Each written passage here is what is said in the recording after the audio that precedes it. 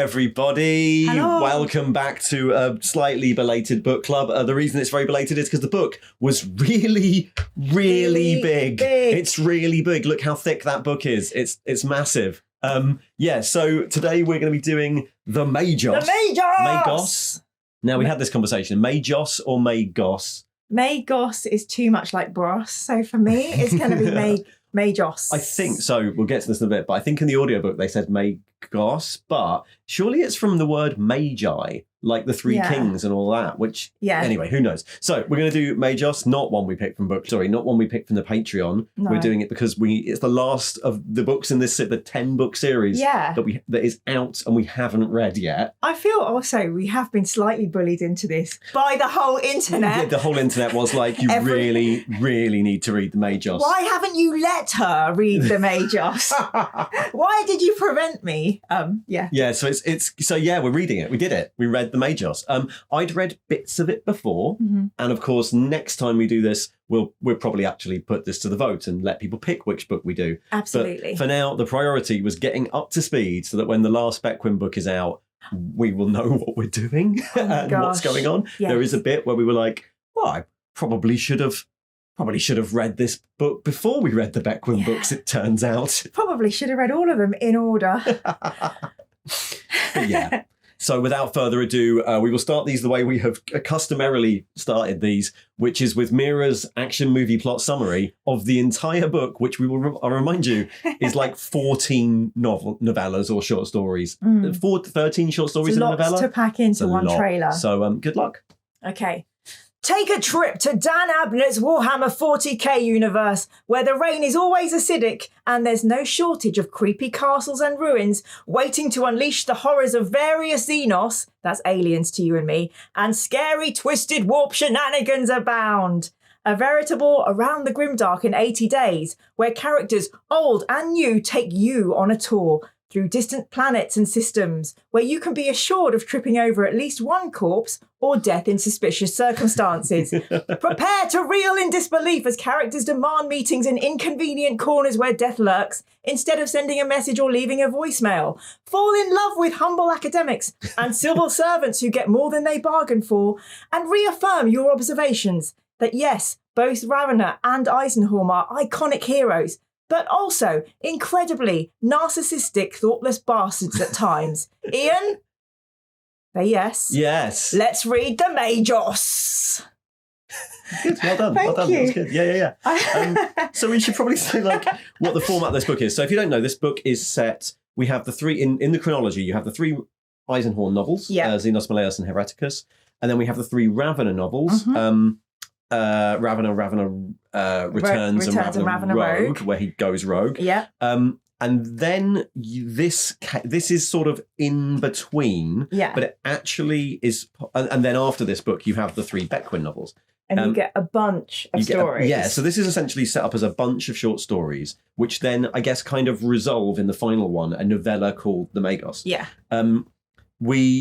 Some of these are stories that I had read before. So what I don't know is how many of these stories were intended to be wrapped up like this at the end. There's definitely a few in there that are just, it's subtitled The Definitive Casebook of Gregor Eisenhorn. It's mostly about Eisenhorn with a bit of Ravener. Yeah.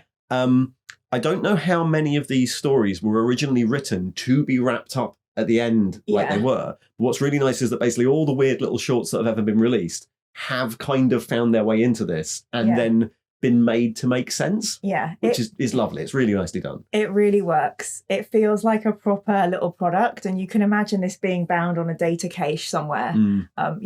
It's great. It's beautifully done, and it was fun.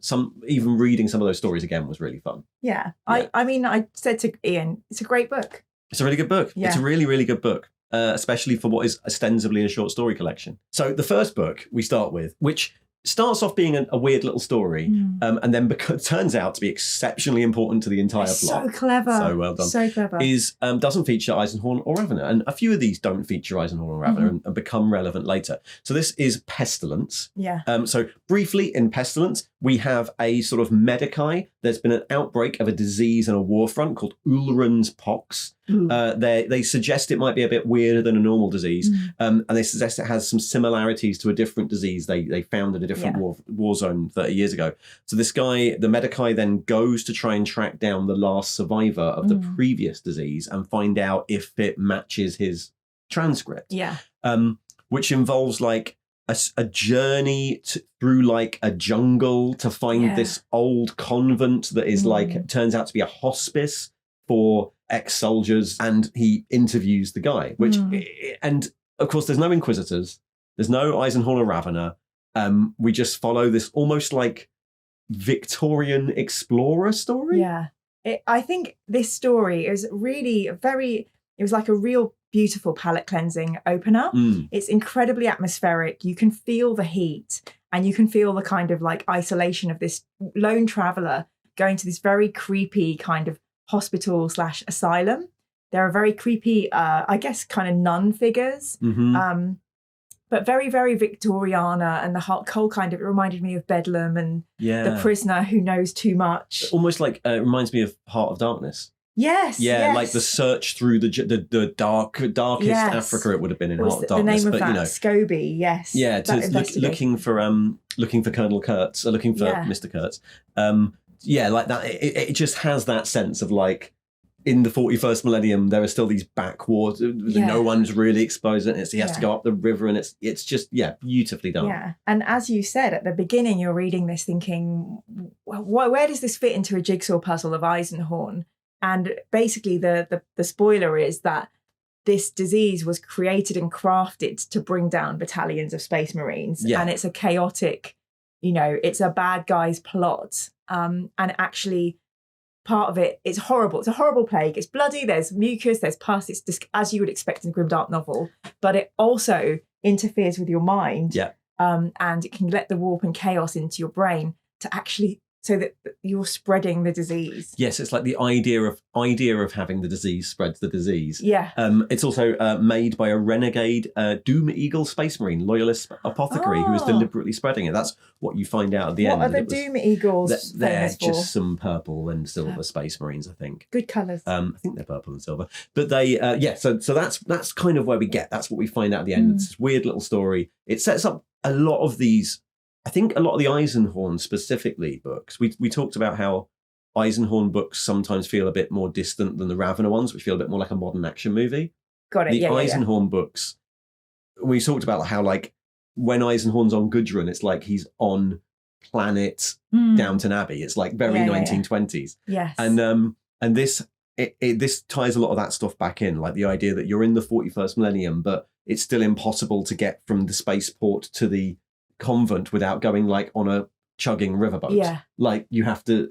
The environment is not going to allow you to just speed through. Yeah, or on your tank. You just as a civilian researcher, you just don't have access to a dropship. Yeah. So you have to get there via a train. Yeah. Or it's got all that in it. So it's another reason to sign up. Yeah.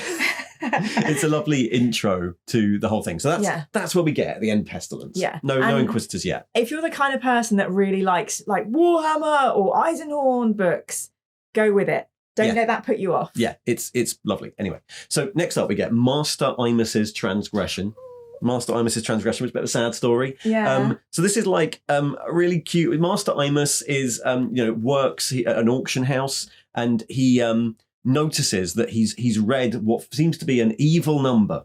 A bad number. A bad and evil number. In the Grimdark, certain numbers are chaotic and controlled by the warp. Yeah, so he's got an evil number. Which is also a bit really like... explain, but... Have you watched that programme, Separation, or whatever it's called? It's this programme on Apple TV where 8 hours a day you go and work and you log your brain off.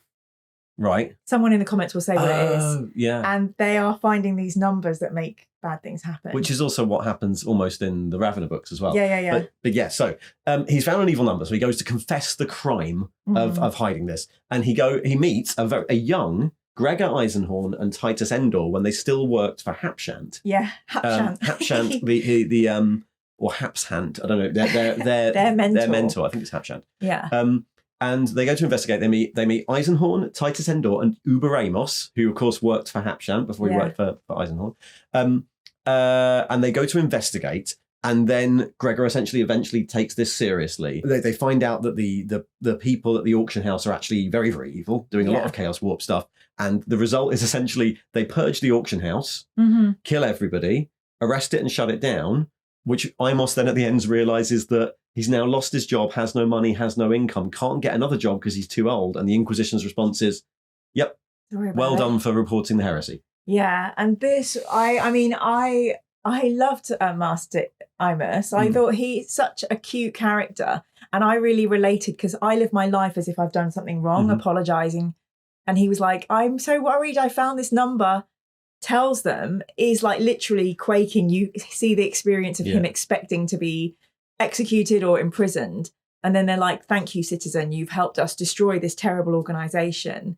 And it just leaves him in this tiny pokey flat. With no money. Way of getting past the next week. Yeah. So really crushing. Like, I definitely had to have like a lot of ice cream immediately after I read that. And I guess the point of this story is there's a little bit to do, I think there's something to do with like, this is Enuncia related. But one of the big points of this story is to set up what Titus, Endor and Eisenhorn are like. Yes, agree. That by this point, like, Eisenhorn's being very rigid and Endor is being very like, meh, I'm going to go drinking, who cares? Yeah. This isn't important. It was really interesting to see Eisenhorn before the flaw, before he started becoming a rogue and falling. So I'm imagining, you're fresh to the job, you do what you're told, you're an inquisitor, and you're incredibly by the book. Whereas perhaps Eisenhorn now, who has this ragtag bunch of like people that need him, would see to it. I would hope that he would see that Master Imus was okay. But this young Eisenhorn doesn't care. Yeah, they do not care. They're very much hardline inquisitors at this point. And yeah, I agree. They were seeding that alcohol, that thing as well with Endor. So we keep going. We end up with Regia Occulta is the next one. Yeah. He's being a touring magistrate on a world called Ignix, which I really like the idea that all these planets or areas just have like a touring inquisitor whose job is to be like the local you go to if you've got a problem. So he's on Ignix, which is this very remote world. It almost feels like a Star Wars thing. There's a few of these feel like they're set in Star Wars. Yeah. Like they're very remote backwater worlds. He's the touring magistrate, like covering someone else for a while. I think the impression is that he's still quite a young inquisitor. Yeah. And he senses that there's a thing called the crackle in the air, which is like an electrical storm. Yes. And during this, like a murder happens. He has to use his psychic powers to get answers to why this murder happened from and what caused it from this, from a dead body. Yeah. And then they discover that this new bridge that has been built is like arcane geometry weird. Be careful with your planning permission. Just make sure you're not plugging into a planet that's going to like summon a demon or a bridge that will summon an orc. Yeah, the bridge is a portal and summons this warp portal. It's like another like day in the life of an Inquisitor story. Yeah. What did you do today? Oh, well, this guy came to me and told me about an evil number. We shut the company down, screw him. What did you do the next day? Well, there was this evil bridge. And I thought the idea of the static in the air was really clever as well. It made you feel really like, there's something happening, and it was literally buzzing in the air and came out and got you. Again, like there's this nice thing where he sort of gets on quite well with the local, like the leader of the town, the mayor, who's all trying to get in. They're like, yeah, well, we built this bridge. Everything's been weird since we built this bridge. Anyway, the point here is that there's something called a Regia Occulta, which is like a dimensional gate, which you can build into architecture. So that works. And yeah, otherwise it's just a nice little story, right? It gives you a bit more backstory. You get Bequin and Fishig in this. Are they? I forgot about that. I think so. Yeah. Which is kind of nice to see the little team together. So, yeah, because the whole way through this book, you're looking for people who jump out that So when you're, even just reading Fishig, Bequin and Rex accompanied me. When they were happy. Also, like the good old days. Then you can almost like place where the story's happening by who's there. Who's alive. So you're like, right, so that must be happening after Xenos. Yes. But probably before Malleus. Yeah. And just there's a lot of that, especially when you get to the Ravener bits. You're like, where is it? And there's some really interesting things there when you get some of the Ravener ones. But Dan's good. Sometimes he'll drop in the text. I had just finished this case, which you've read in one of the other major books. So, yeah. It's cool. So we move on from Regia Occulta to Missing in Action. So this is one I had read before. And it is a bit of an odd one out in this. Like I don't think it ties in a lot to the previous plot. It is just another casebook story. A series of murders happens on Sameter, which look ritualistic. Yeah. And they seem to be going back years and years and years. Yeah. And they've hidden the bodies in walls and things. And you think, okay, this is a chaos cult. This is terrible. There's obviously some long-running chaos cult. But as they go through, they realise that it's not actually a chaos cult at all. It's so clever. It's a lot more heartbreaking than that. It's like a disbanded Imperial Guard regiment who haven't been able to let the war go and are still killing anyone they think might be suspicious as a chaos cultist. So they're killing them, marking them, and locking them, locking the bodies away. And there's like a whole ex regiment who are all there who are trying to cover this up. I mean, I love, as you know, a detective noir novel. Really feels like a detective story. And sometimes you can predict where these things are going. And it was such a twist that it was actually this regiment. Yeah, there's no chaos people. In fact, they were killing people who just looked a bit different. They were really, they just couldn't let it go that, No. And it shows you like what happens to you once you become like a space marine or you're drafted into the Imperial Guard. Yeah, you're kind of like messed up. And then the ending I thought was quite like, whoa. He has to like officially stand them down. And you all know what stand them down means in the 40k universe. So yeah. And there's a shootout and it's Very sad. So that's like, again, we're in detective casebook era at the moment. Then we get back to, actually no, there's one more before we start getting really into the plot. There's one more like casebook one which I quite like, which is another of these like Poirot called on. He's called on randomly by the authorities to solve something. So Missing in Action has that sort of setup. Like he's just there, and the authorities are like, Mr. Inquisitor, we've got these weird murders, and we the police just simply can't fix it. So he's been called up like a detective. Yes. Can you come and help us? The next one is Backcloth for a Crown Additional, which is another one I've read before. I feel like we read this or very similar before one of our Eisenhorn books. Maybe it was in one of the omnibuses or something. Yeah. Did you read the omnibus? I don't know. And the whole thing about the photographic solution was very, very similar, So in Backcloth, that's the other Poirot Miss Marple setup, which is an old friend from long ago is murdered. And the wife of the old friend gets in touch and goes, Gregor, you need to come and help. And this is on Gudrun, so it's on the planet he lives on. And you sort of find out that there's a plot involving a traveling circus, and the traveling circus people were getting scared to death wherever that traveling circus went, and it turns out to be a spooky photograph maker, spooky hololithographer. I feel like in the 40k universe, do not get your picture taken. Like literally, we've heard about this a lot, and we were also talking about the atmospheric Victoriana of we quite often get a circus or some kind of freak show. Which is kind of like a little subculture thing. But again, really well done. Really atmospheric as well. There's this nice weird thing where like at the start you're like traveling, like they go to the fair for fun. Yeah. Because they want to go to the fair. And Bequin's almost like, I really want to do that. I want those toffee apples. I'm going to go and do that ride. Yeah. And you're like, this can't last. This loveliness. And this must take place probably after Malleus and before Hereticus, because they're on Gudrun. They've got Bequin and him are there. They have their life there. They're not tagging around a tied up demon. Not yet. No, he would be in the basement at that point. Yeah, good to know. And then we start to get in. So we've done those, and we've set up a load of cases of related warp shenanigans and sort of atmosphere of a book. Yeah. Then we get into the ones that I think start to have a bit more of the plot in. The first is Strange Demise of Titus Endor, which is a brilliant book. Essentially, Titus Endor, who is his old friend and old interrogator buddy, is now it's set up like he's investigating a crime. Yeah. And he's like a bit James Bond. His old nemesis is, come back, and he has got to find them, and it involves him going to the opera because he's trying to track down who sits in this specific box that doesn't really exist. And it's very dreamy at first and doesn't make a lot of sense. Yeah. He's convinced that he's on this mission, but it doesn't it's really vague until you realise at some point that his old interrogator comes to see him and is like, you're not an Inquisitor anymore. You've got the same disease Hatchant had. Can you please stop calling me? Yeah, it's so heartbreaking. I mean, personally, I've been affected, with a story of dementia, in my own life. And it's just so heartbreaking because it's very true to like, you know, somebody losing their place in space and time, but remembering who they are. Yeah. And I know this is like a silly game with toy soldiers, but when you're reading these kind of stories, they are really touching. And I think that's what gives this hobby like just some moments of like eloquence and just great. It is that actually, isn't it? It's a very good, although it's meant to be in the world of this, he's got brainworm disease. There's brainworms eating his brain. It is dementia. It's that's what is happening.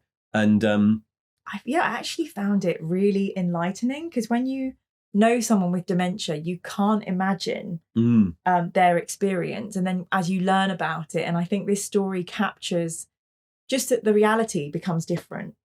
So I think, you know, it's quite sensitively done and it's a very sad story. And he's very sad in it because this is set quite a long time after he sort of betrayed Gregor at the end of Hereticus, sold him out to the authorities because in order to save his own career. And it's set when he no longer has one. There's also a really weird, there's a bit of 40k in this as well, that like his old interrogator is coming to see him, but not coming to see him to like put him in a hospital or help. He's coming to see him to go, stop phoning me. Yeah. Woof. Yeah. It's a really beautiful story. I know I have a lot of people that contacted me through my Patreon, which Ian made me begin to say. Join her Patreon, link in the thing. To say, Mira, this is our favourite story. And and I can see why. Yeah. So, I mean, that story alone, this book's already great, but this story alone is really wonderful. And I think that story alone is another one that I think might be in one of the omnibuses or something like that. It's a previously existing one. Right. So then we're getting more and more into the plot now. We're getting a load of reveals. So we get to the curiosity. This is the one that, on the face of it, does not feature any of our Inquisitors. It's one of my favourite ones. Yes, it's great. So we meet our character, Magos biologist Drusha. Yay. Who's brilliant. So Drusha is a Magos biologist. So he's he's a scientist. He's technically a Mechanicus member. He's Jeff Goldblum. He's Jeff Goldblum. Oh, in really? Jurassic I saw him Park. as way less cool than that. Yeah, he's not cool at all. No, he's David Bellamy. He's David Bellamy. But he's and the plot is he's like a down and out like Magos biologist. So he's a Mechanicum member, but not really. He's like a biological scientist, a naturalist. He's like, we'd hire a specialist in. Yeah. We go, we need someone who knows about these grasses or this bird. And it's not even like he's particularly scientific. What he is or particularly techie. He essentially draws animals. Like he wants to go and record animals and draw them. And he's been hired by he's been hired on which planet is he on? He's on Gershom. He's on a planet called Gershom, and he's hired by one of the local rulers to complete a taxonomy of all the species. Every single species on the planet. And he's just almost at the end of it. He's been there for 7 years. He hates it. He's just been doing it for the money. And he's almost got to the end when reports come in of a scary apex predator in this place called Outer Udar, this region. The moment I heard apex predator, I was like, it's going to be a bloody tyrannid, isn't it? My least favourite. So, you're like, right, so it's an alien. It's going to be an alien. He's like, that's impossible. I would know because I've been here for 7 years studying all the animals. If there was a massive predator I didn't know about, that would be madness. Yeah. This is a load of rubbish. I've been sent to do this. I'm helping the police with their investigations. Yeah. So I'm going to go and at request, I'm going to go and identify it. He gets to the Yorkshire Moors. This is a kind of Hand of the Baskervilles, right? It is. Hand of the Baskervilles. Yes. They get to the Yorkshire Moors where they find like the local rulers in their chilly castle who are like, great, you're the expert who's here to kill the beast. Yeah, come and help He's us. like, no. He has a psychic, he has an arbiter called Max, a local enforcer who's like been assigned to this case. Kick-ass, hard-nailed. Yeah, she's brilliant. And then also a bounty hunter has already been hired and is failing. The bounty hunter is failing to get this. Yeah. Bounty hunter is called Sko. Yes, but it's not the same Sko. one. Yeah, it's Ferval Sko. I found that so confusing. Yeah, me too at first because I was like, this is years before. There's got to be a twist. He's going to murder all of them or something, but it's not the same Sko. Not the same Sko. But maybe they're family. Yeah, I think it probably is. So it's like he's another of this bounty hunter family. Yeah. Sko's having a bad time. They go and see the carnage and Drusha like throws up and faints. Yeah. Which he's going to do continually through this book. But he eventually using like clever, losing quite good deductive reasoning, figures out what it is. It is a Tyranid. They do kill it. Yes. But everyone else apart from like Drusha and Max die. Yeah. I'm thinking maybe Drusha's a bit of a rincewind. Like, oh, what am I doing here? I'm so worried. And manages to save himself, but throws up a lot. Yeah, and it's very like, he's got this lovely like, I don't know why I'm here. This isn't my job. Why should I have to do this? Fine, I'll help you. Yeah. I am not an action person. I don't want to be an action person. I don't want the gun. No. I'm not interested. Yeah. Yeah. And I think it's okay to reveal at this point that Drusha comes up in another couple of stories. Yeah, he's like the main character of the book. The main character and has an arc. Yeah. And it's almost like the last time he appears is like the emancipation or comes into his power. So I loved it. And really good. You don't, we've ruined it now because you do not suspect it when you read this story. No, but again, you're reading this going, it's another little weird story set in this world. Yeah. I thought when I read it, I was like, the link, it's Sko. We're giving some backstory to that bounty hunter from one of the other books. Yeah. So fine. So again, it has a lovely, it's Hound of the Baskervilles. It has this lovely Victorian horror, Victorian detective, not supernatural detective story vibe. Mm-hmm. They go to the windy moors to do this. It's brilliant. And Max is a really great character as well. Yes, who's like this hard-nosed arbiter who's weirdly, there's this lovely thing that's set up where it's like, he knows he's useless in combat. She knows he's useless in combat. And she's kind of like, we know, we'll try and help. I'll try and help. Yeah. Here's like some things to stop the smell of the blood. Here's a gun. You don't have to use it. Yeah. I thought it was just really amazing as well. She's completely used to running the operation. It's her watch. It's great. Yes. Lovely. So we get the curiosity, which is lovely. Yeah. Then we switch a little bit and we go and join Ravener and the gang for playing Patience, which is one of the longer stories in this. Yeah. So this is essentially Patience Kiss's origin story. Yeah. And the first thing I thought when I read this was like, that's really nice to see the Ravener gang again. It was really nice to see the Ravener gang again. So the story with this is that we know Patience Kiss she has psychic abilities, and she basically is at this boarding school where, unbeknownst, people are picking it off. It's quite dodgy, isn't it? It's like an orphanage that trains people for service. Yeah, and sells. And it's quite a sad story in that we learn that Patience had two sisters who basically are auctioned off and sent away, and she's absolutely like gutted about this, but furious. And then the owners of the school, who are dodgy, horrible men, decide that they're going to put her... They're cogniti as well. The cogniti, I mean, it's so significant, like what shitbags the cogniti are. They put her into this kind of horrible 80s sci-fi kind of like, we're going to hunt you down now because you're a psychic person, so you can use your abilities, and she's like the prey. Yeah, it's like the Running Man. It's like that she's being hunted for fun, for rich people's pleasure. They buy it. Yeah. I mean, the great thing is you see her character, her like kind of like stubbornness, her ability to survive in a tight spot, and luckily for us, she's kind of rescued. Mm-hmm. There's a whole lot of setup as well to some of the Carl stuff that goes on. In a few of these, there is. Ravener's running the whole operation. It's important that they're trying to find out the links to the cogniti. The only people the person who last saw that link was Patience, who's been sent off already to this death game. The Carl has to go in and like sort of try and arrest the cogniti leader. Yeah. He slightly fucks up. There's a lot of antagonism between Carl and Nail in this. Yeah. You get the impression Carl's very new. Yeah, Nail's sick and tired of having to look after this useless newbie. Yeah. And eventually they realise they have to go and find Patience to get the info they need to.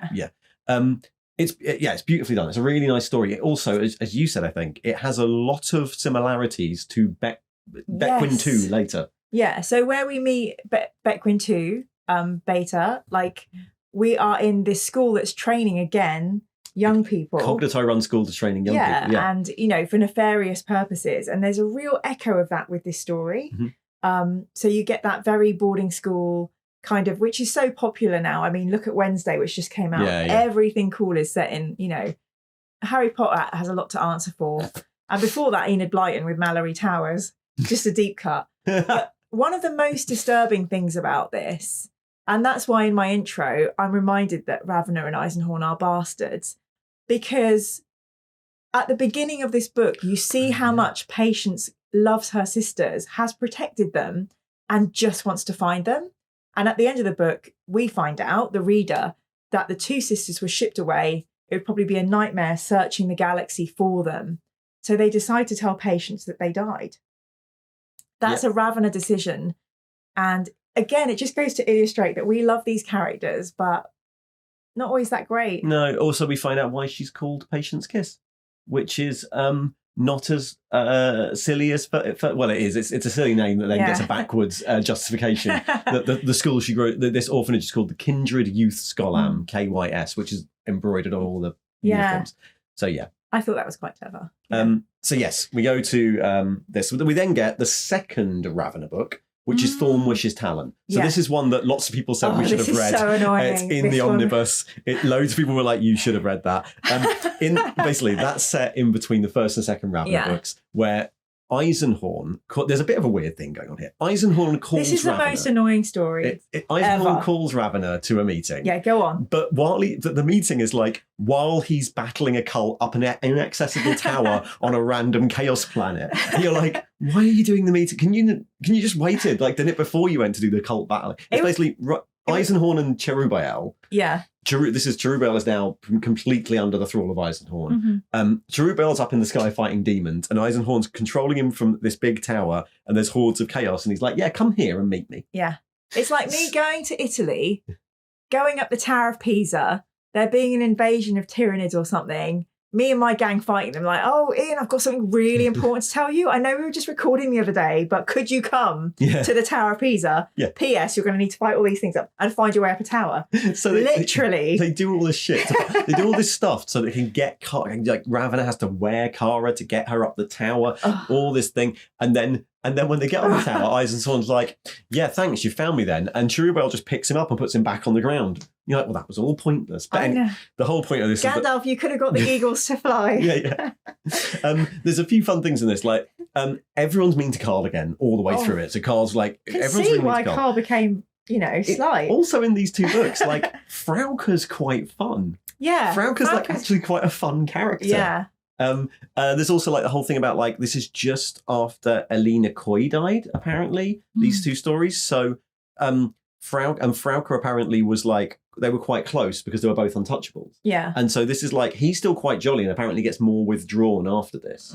But yeah, everyone's mean to Carl. The upshot is Eisenhorn tells Ravonna about Slight, the demon, and how important it is, which at this time is in Carl, but I don't think Carl knows properly. Okay, I didn't know that. But I did think, they've gone to the whole shenanigan of developing this code.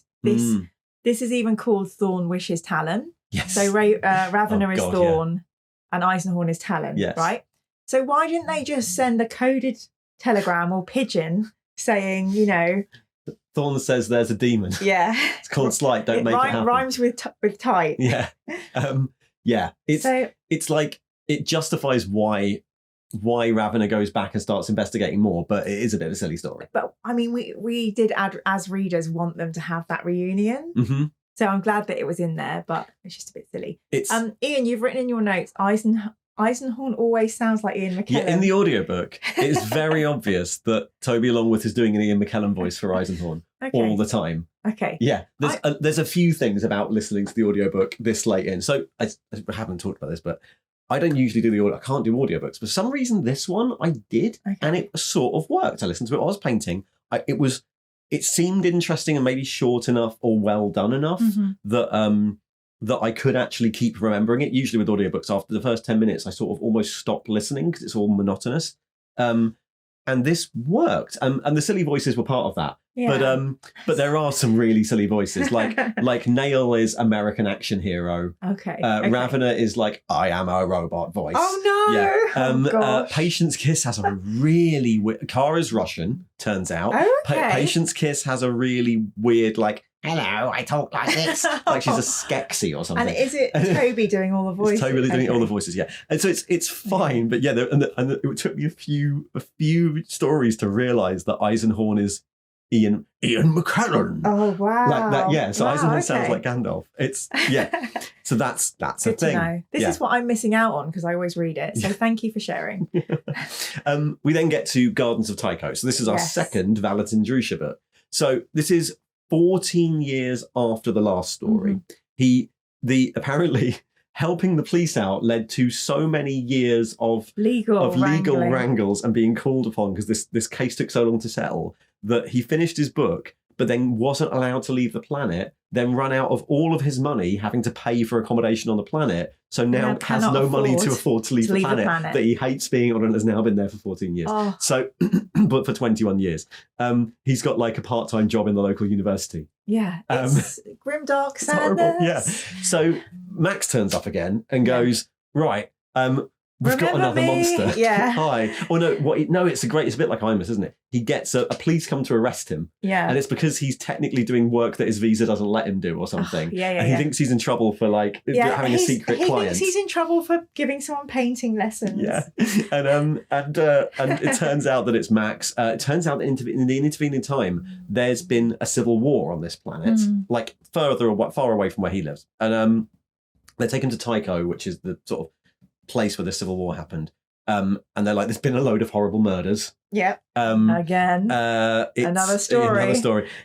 We think it's a beast. And we think it's centered around the old zoo. And essentially, it's much less of a Victorian horror novel and more of a detective case this time. And it's great because you kind of get a developing, burgeoning romance. Yeah, you do by the end of it. Like, sort of really, in very 40k terms, it's very bleak. Yeah. But there is sort of a romance between Drusha and Max. Not even love is pure in the universe. But that I really love that they got together. And, you see, obviously I really like this when they take on the flora and fauna of a planet. Yeah. So I love that the mechanic was a zoo was busted open and it could be one of these beasts.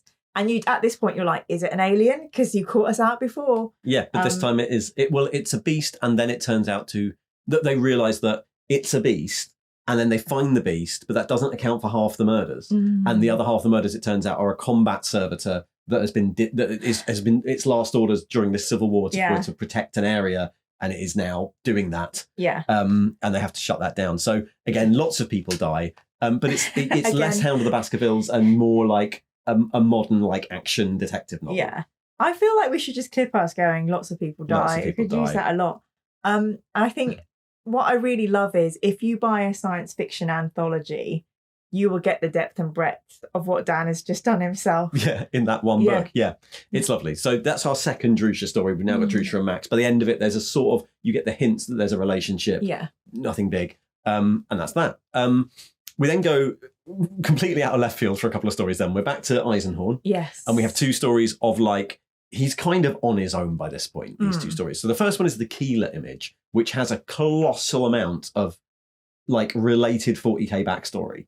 Yes. Which you wouldn't have not even going to attempt. Ian can now clue us all in. In the Horus Heresy books, one of the most important characters is Euphrati Keeler, who is at the time before Horus goes all heresy.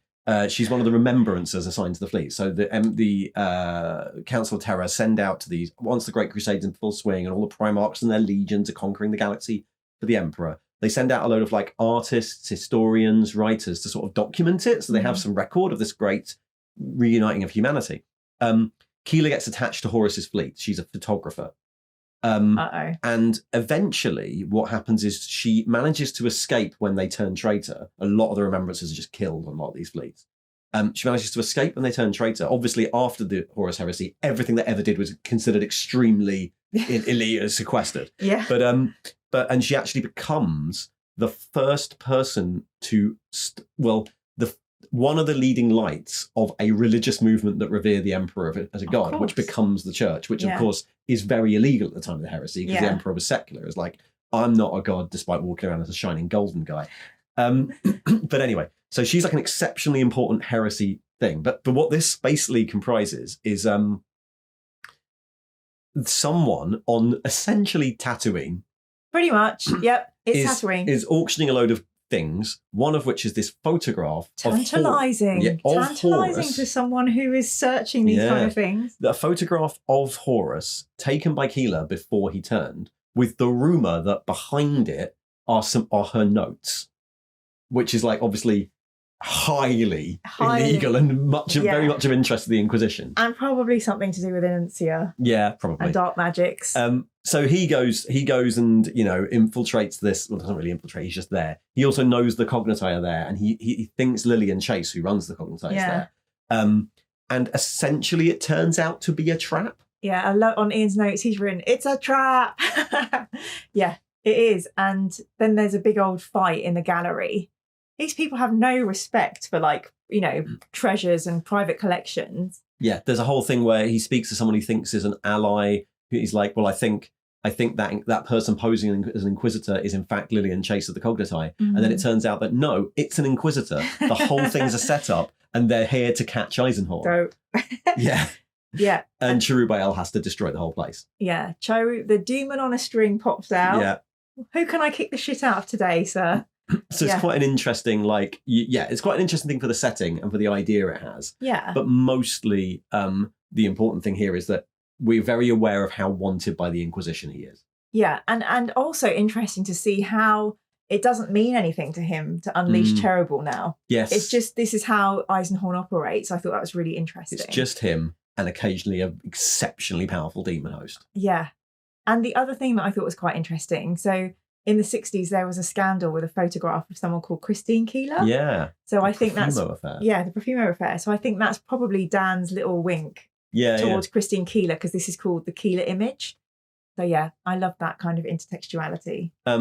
So then we have the second part of this little mini two-story setup, which is that a story called Perihelion, which was, I thought, one of the less interesting things. We basically get caught up a bit on what's happened in between. So this is set after the Ravener novels.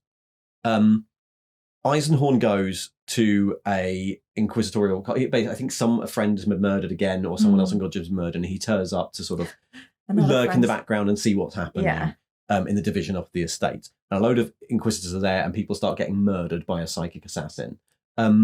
And he realizes that Ravener's there, but Ravener isn't doing anything. And there's some plot, but essentially the real crux of this is a conversation between Eisenhorn and Ravener. Yeah. Where you find out that Ravener has essentially had to take a desk job for 15 years and isn't allowed to use his psychic powers at all as penance for all of the events of Ravener Rogue. I mean, I think he got off lightly, Ian. Don't you? What happened at the end of Ravener Rogue? Did the world get destroyed again? Yeah, okay, much. Right, yeah. Pretty much. A lot of shit went down. Yeah, he had to deal with a 15-year inquiry. Yeah. And cannot use his psychic powers anymore, and so he can't track down this assassin. The rest of the Inquisitors go and do it. But the assassin isn't the point. The point is this conversation where you get to the point where you're like, right. So before the Bequin trilogy, Ravener's basically been doing a desk job. He isn't. He's writing, but he isn't allowed to be an Inquisitor. No, I mean it's a really sad. It's a melancholy kind of reunion, but you get to see that Ravener Eisenhorn connection and that kinship, which we love so much. Yeah, I really hope that the next book we get to see them working together. Yes, I can't remember where we left them at the end of Penitent. It has to be that. Or, I don't know, there'll be a riot. Everyone will charge up to Nottingham and, I don't know, push some minis over. So then so after all this setup, we then get to the sort of point of this, the actual novella, The Magos, which is about, I want to say it's about a quarter of that book. Yeah. A third to a quarter of that book. I think so. I can demonstrate. Keep talking, Ian. Okay, well, so The Magos is our sort of everything wraps up together, big end novel, and it's got a lot more to it than and it's probably the size of some of the smaller novels. Yeah, there we are. So these are all the stories, and then this is the Magos, which is like the size of any of the other novels. Yeah, right. That's so it's a full-on book. Yeah, we catch up again with Valentin Drusha. Yay! He now runs a bird sanctuary on the Bone Coast after the Civil War. Yeah. He's very paranoid. He's got his own little bird sanctuary house in the middle of nowhere on his own. I don't think it's actually an official bone sanctuary. I think it's him, and he's lonely. Yeah, and he's caught these birds. So don't think that he has a job or anything, because he doesn't. He's just living out there. And it's another 15 years later, he still hasn't managed to leave Gershom. No. But there is a reason for this, and it becomes apparent. Well, so then someone comes to knock on the door, and people are like, well, he's very scared, and he attacks one of them. He cleverly attacks one of them with a bird. Yeah. He's quite ingenious. And it turns out that the people coming to see him are Nail, another interrogator called I can't remember, and and Max. Yeah. Max and he split up in the intervening years. So in the intervening years, you get the story that essentially they got married. They had like a 3-year relationship and then split up. Yeah. It didn't work out. Apparently he was very annoying. I mean, yes. So yeah, they had a lovely 3-year relationship and then split up. And what's happened is Max has been co-opted by Eisenhorn. Because Eisenhorn needed local feet on the ground. Yeah. So Max and her local gang have been co-opted by Eisenhorn to investigate a sort of long-running plot. Someone's died again. They're investigating this, but secretly, Eisenhorn knows that this is a trap. He's being sort of trapped by the Cogniti. They reckon it's a trick. He kind of knows he's coming to meet some kind of destiny-filled encounter. So Drusha is taken back with the promise that at the end of this, if he helps the Inquisition, he will get passage off-world. Yeah, finally. And he goes to help. And there's this really interesting story unfolds where they're like, right, look, we've had loads of attacks. People are getting killed. It's by a beast. And Drusha is like, right, no, it isn't. It's not by anything here. This is what happened. This isn't real. He's exceptionally... he basically is brought in so that Eisenhorn could officially check off some theories he had. Right. And he comes in and confirms what Eisenhorn thought. Mm-hmm. He goes, no, it's not a monster that's killing all these people. These travelers that are going missing, basically. Travelers in this mountainous region are going missing. It's a people murdering them and then dumping the bodies. Yeah. We should say where they go to discover what's going on is beautifully, completely idyllic. You know, mountainous terrain, gorgeous, and you get some stillness, and some, which is very, very unusual. Yeah. It's a real nice little idyll. You find out that what's been going on is some dodgy Cognite stuff. Yeah. Where they've kind of phased 2 different realities, one over the other. You get to this point where like they do there's a whole series of like searching around the local area. There's legends that link to local fortresses that are from a very old civil war. A ghost turns up. Yeah, he has a meeting. Drusha meets a ghost and talks about birds and plants with him because they're watercolor painting. And it turns out to be a memory of someone who used to live there. And you discover a load of things. One of the big things you discover is that one of the people who used to live in the area, who turned out to be a bit dodgy, was a descendant of the Medici from the very first story. Oh, yes. And that they've been trying to weaponize this chaos thought plague called Ulrun's Pox. There's a lovely number of scenes where Drusha very quickly realizes that this shouldn't be how an Inquisitor operates. He figures out very quickly that Eisenhorn is almost certainly rogue. Yeah. I mean, he's clever, and there's so much that he observes going on, and he's actually not scared of Eisenhorn. No, he talks back to Eisenhorn quite a lot. Yeah, and in that way that only a grumpy old man who's interested in nature could. And he doesn't have a relationship with Eisenhorn, but they can kind of talk on a level, and he's allowed in, which is kind of, woe betide for him, because then what happens next is... Well, so they, as you said, they find one of the ritual sites, they put this all together, and they accidentally go through a Regia Occulta from the other story into a sort of interstitial space, they call it, like a little area that isn't quite in the warp or out liminal space, which is essentially a fortress. They don't know where there is a huge thing called an immaterium loom. They get captured and have to break out. Imagine the Hadron Collider just creating chaos and warp stuff. It turns out that Eisenhorn's new savant has betrayed them. Yeah. And she's working with the Cogniti.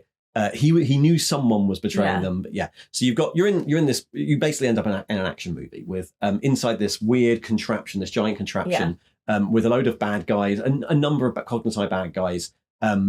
A couple of soldiers. People die. People that we've become friends with. And then come back, because you realise what... you basically get in... After the initial capture rate, there's a lovely scene where Eisenhorn has to interrogate Jaff, and Eisenhorn saves his life and is like, no, leave Max in the cages down there, Drusha, you're coming with me to solve this. And Drusha's like, no, I'm not. I'm going to go and get Max. So Drusha single-handedly manages to figure out how to save Max and the interrogators. Nail and Eisenhorn goes on his own to try and get to the top of this tower and fight the Cogniti. Eisenhorn on his last legs as well. Yeah, loses, and then basically finds out what they're doing, which gives us a load of clues to the next bit. Yeah.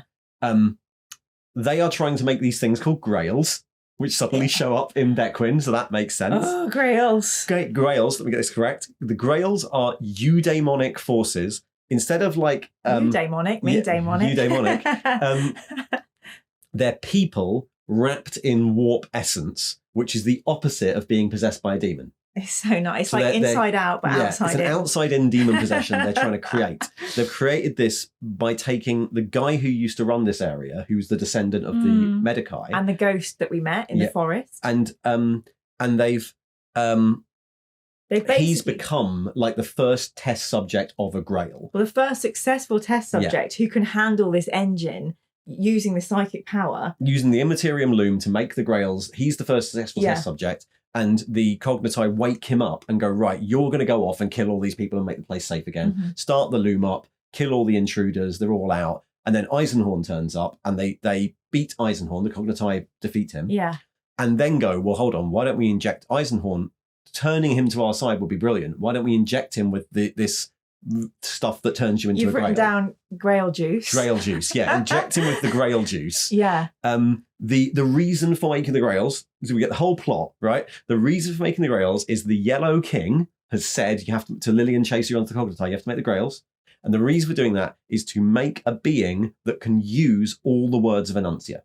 Yeah, without dying. As when humans say them, they have a massive impact and they can mash your mouth up and kill you. So the idea is to like make a fluid, a serum that turns people into grails. Then they can use Enuncia to destroy the galaxy or whatever. We don't know exactly what the end plan is. Who knows? Yeah. So first they inject Eisenhorn with this, and he goes on a little vision quest. He does.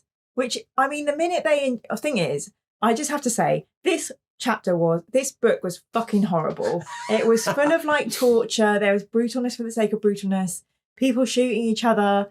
And then, it was just horrible, and people being captured and things being broken. Dead people coming back to life. Yeah, it really, really tested me.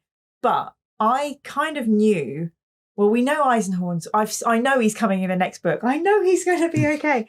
And then we see the minute he was injected with the juice and he kind of fell into a trance, I was like, oh, you're in trouble now. Yeah. Because he goes through a load of different memories. So the first place he has a vision of is being a patient in the hospital right from the at first very book. Beginning. Yeah. Yes. Then he meets Master Imus, who's annoyed at him for ruining his life. Yeah. And this is as he's being like slowly realizing all the things he's done over his life.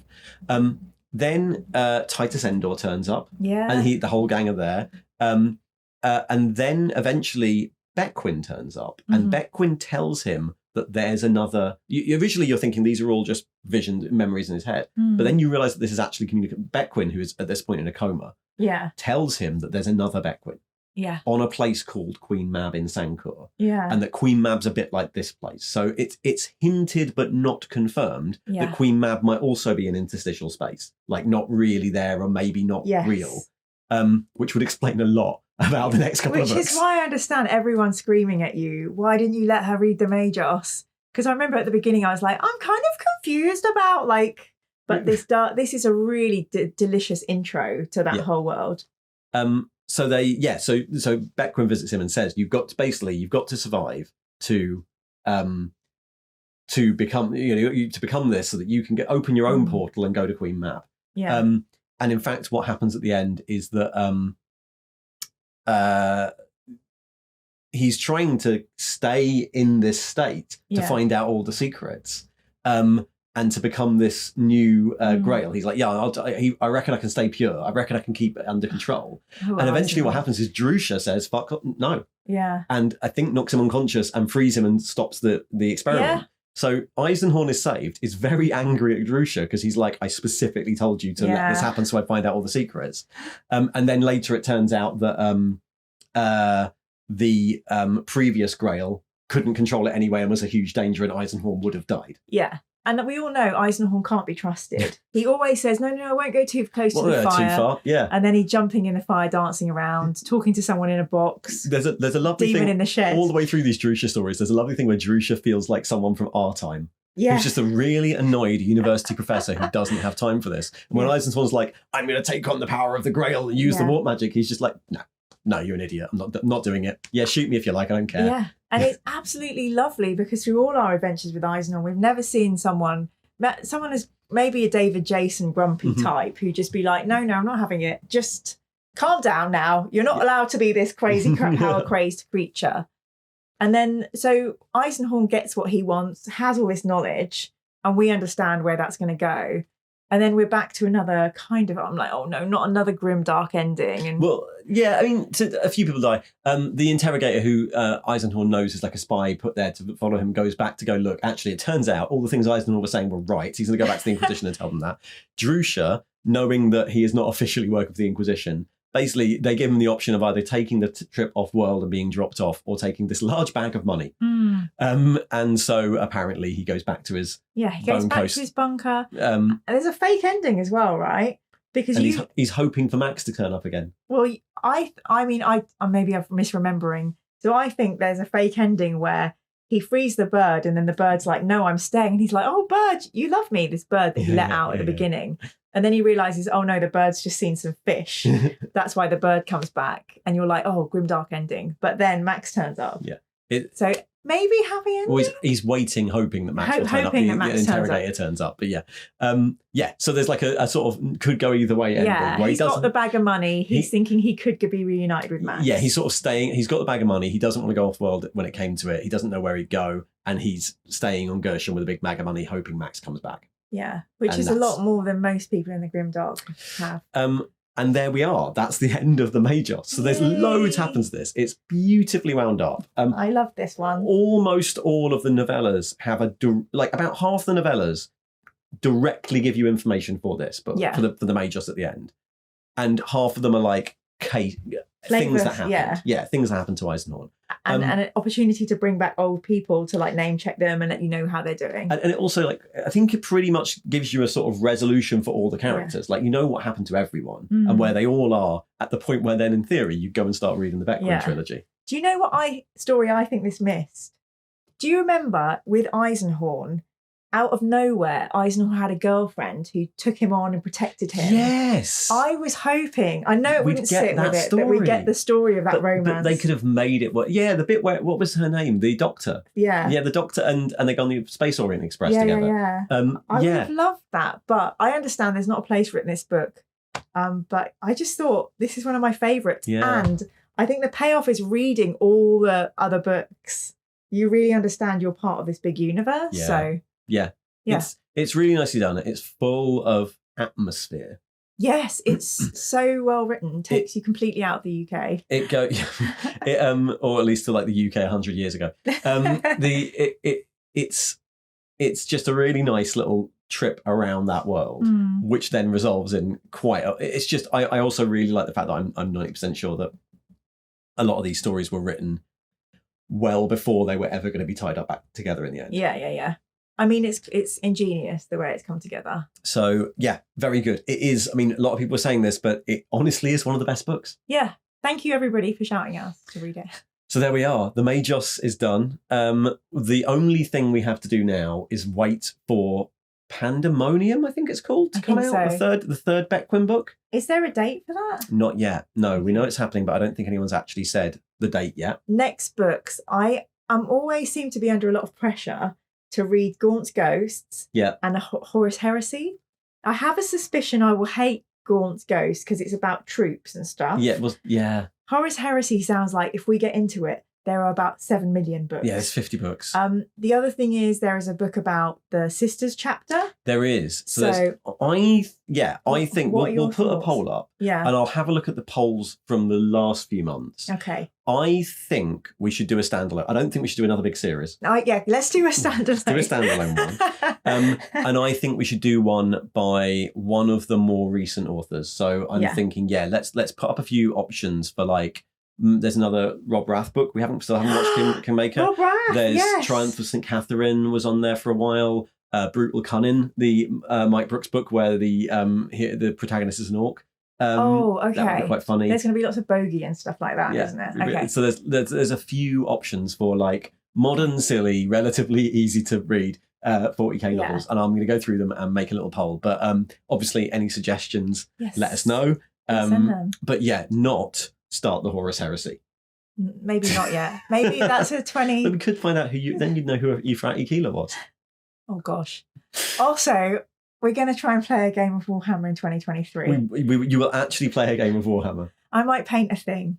Oh, yeah, that's a good idea. I'm friends with like professional painters now. Yeah, that's true. From Dragon Meat. We did a panel with Josh Mallet. Yep, and with Amiga and Edge, and with Silver Paints, and with Sasha from Illusionary Terrain. Yeah, so we're learning. Well, I'm learning and growing in the world of Warhammer, full of really kind, lovely people. So thanks for welcoming me into it.